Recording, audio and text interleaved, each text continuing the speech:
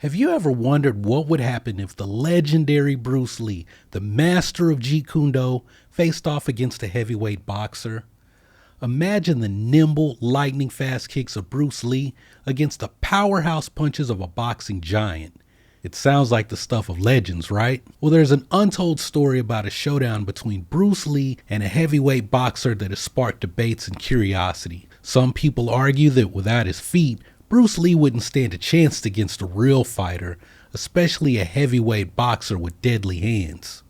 But is that true? Did Bruce Lee, when he sparred with this heavyweight boxer, did he actually lose?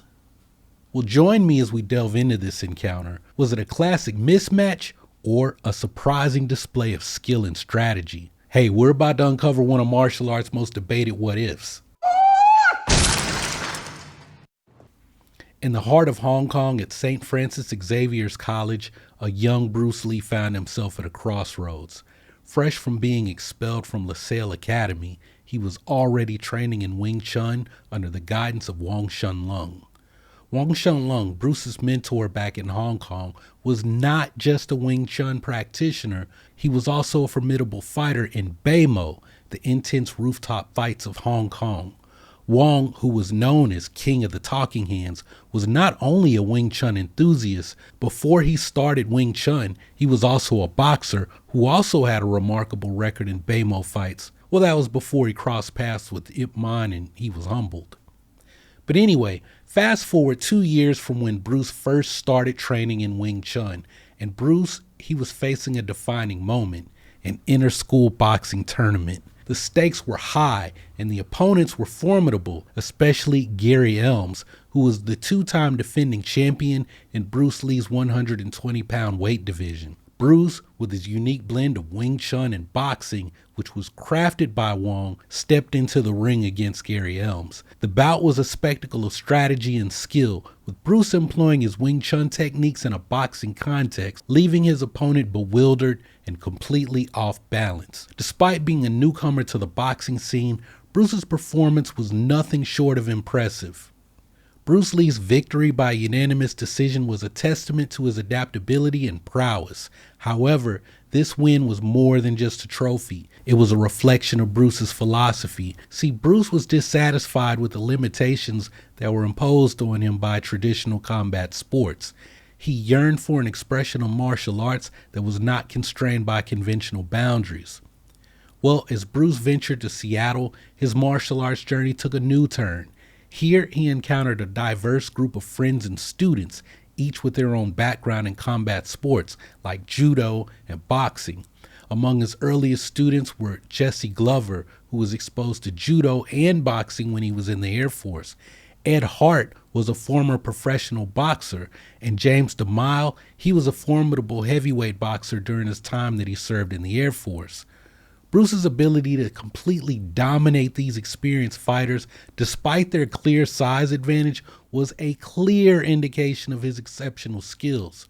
Bruce's interaction with his Seattle students, especially with their diverse combat skills, it further propelled his quest to refine his martial arts techniques.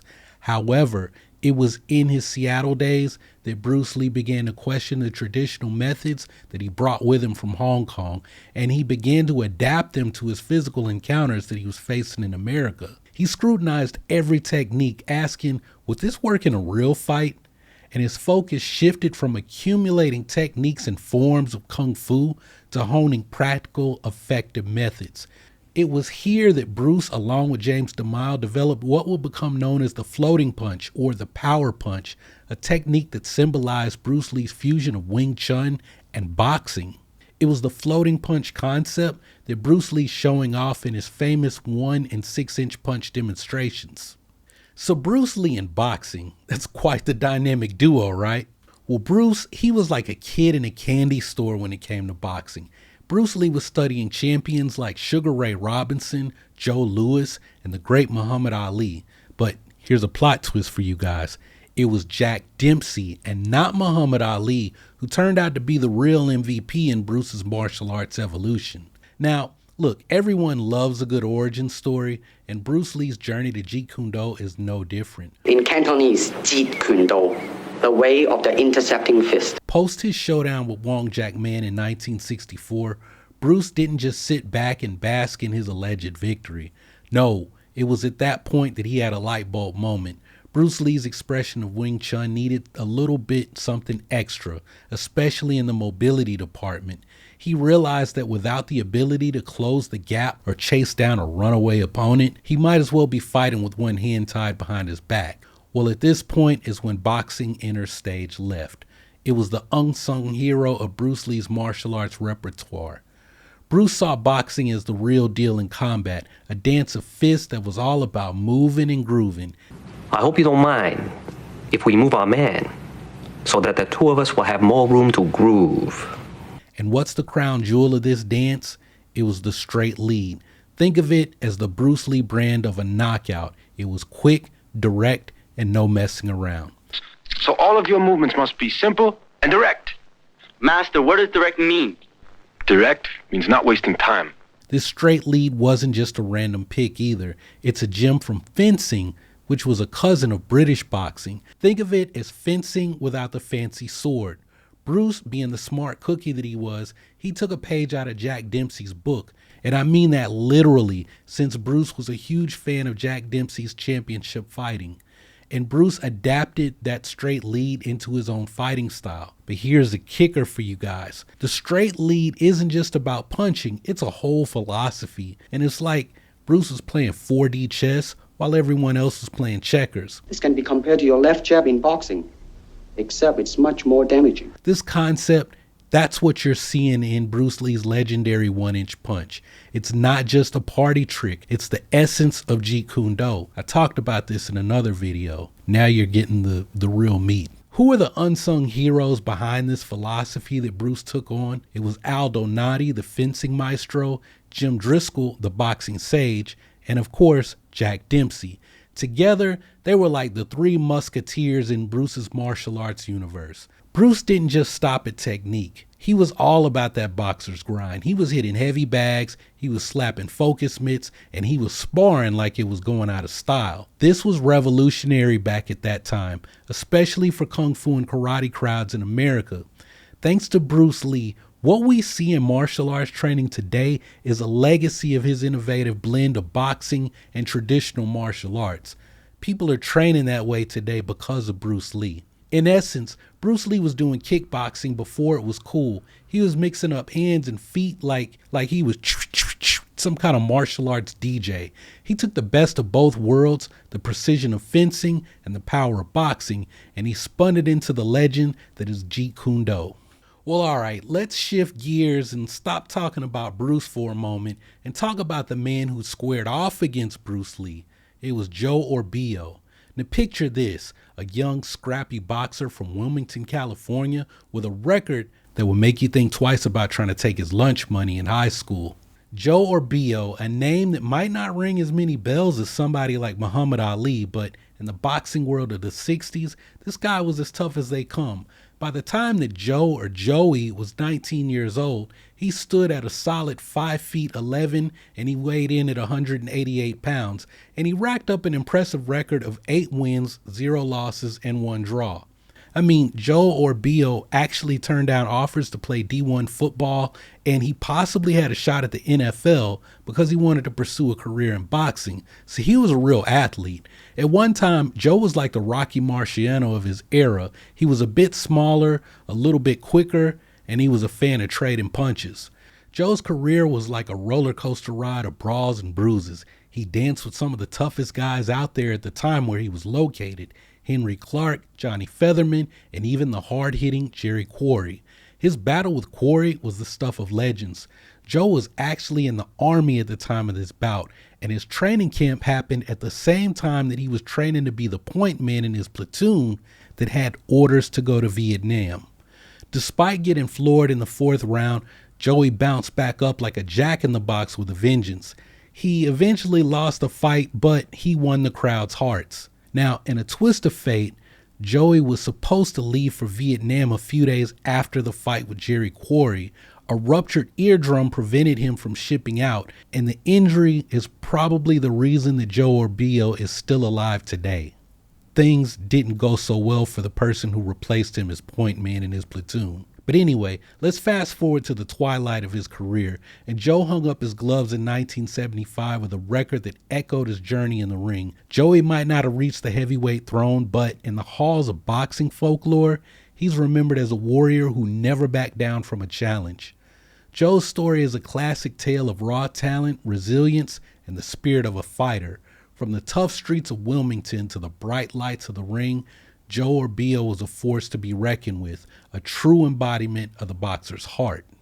So here's where the story takes a twist worthy of a Hollywood script. Picture this. The stage is set, not in some grand arena, but in the humble setting of a parking lot at the Holiday Inn in Long Beach. The characters? Well, none other than Bruce Lee and heavyweight boxer Joey Orbillo. Now imagine Orbillo, a hard-hitting boxer used to trading blows with heavyweights, and he's standing face to face with Bruce Lee. The scene is almost comical. A parking lot turned impromptu boxing ring with an audience of, well, who knows how many bystanders who were unknowingly about to witness history. Now as they square off, the air is thick with anticipation.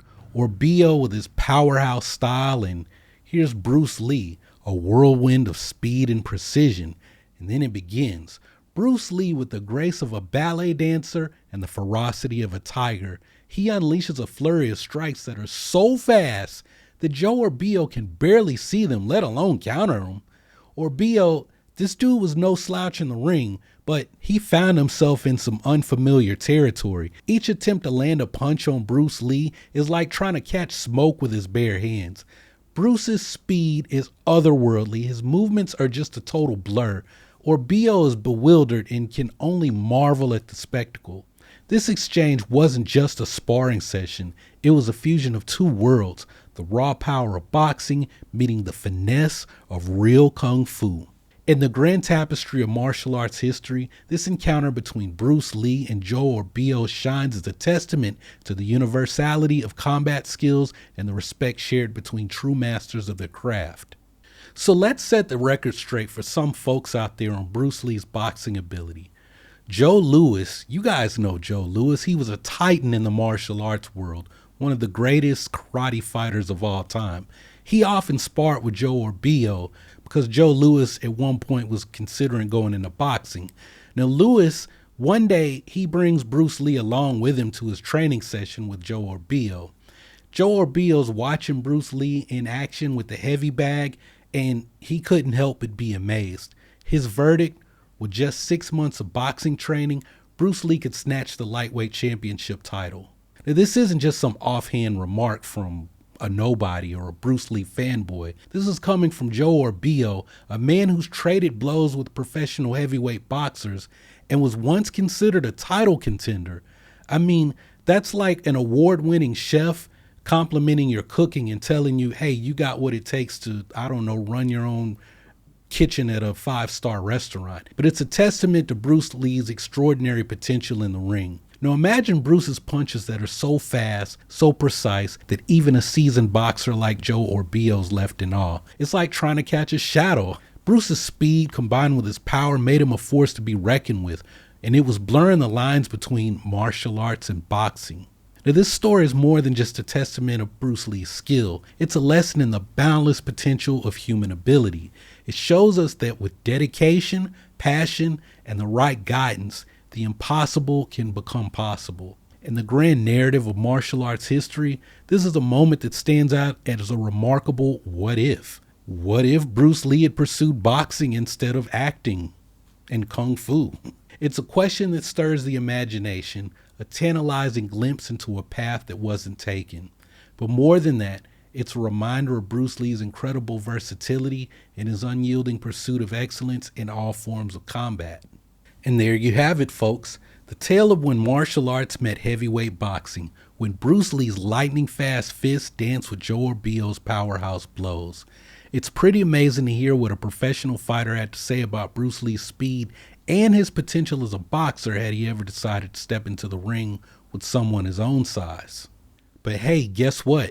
The Bruce Lee lore doesn't end here. Are you curious about another epic Bruce Lee showdown? Well, then you really ought to check out my video on what really happened when Bruce Lee fought a Goju-Ryu karate master. It's a story that you don't want to miss. It's filled with more insights, more action, and of course, more of the legendary Bruce Lee mystique. Hey, we've got plenty more martial arts history to unpack, and trust me, you won't want to miss what's coming next. So y'all keep training, remember to breathe, and come back and holler at me on the next video.